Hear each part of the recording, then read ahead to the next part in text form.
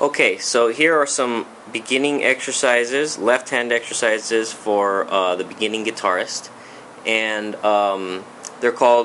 it's either called the four-finger exercise or the walking exercise. And what we're going to do is we're going to go one finger at a time on each fret, one fret at a time, plucking each fret 4 times before moving to the next finger.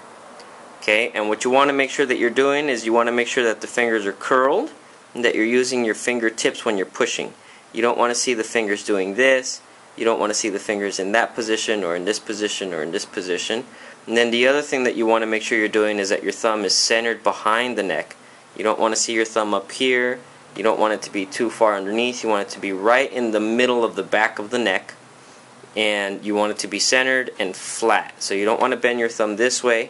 You want it to be bent that way, up against the neck. Okay, so here's the first version, which is one finger at a time.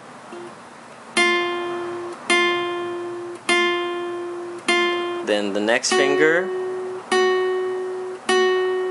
Then the next finger, using the fingertips, striking each fret 4 times. Next finger. And then in reverse, back to finger 3. Reverse, back to finger 2. Striking it 4 times, back to finger 1.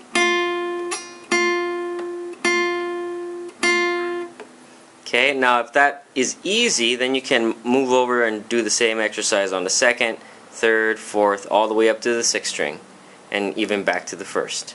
Okay, now version 2 is the same idea, except that we're going to leave our fingers on the fretboard as we move up the neck, and then peel them off one at a time as we move back the neck.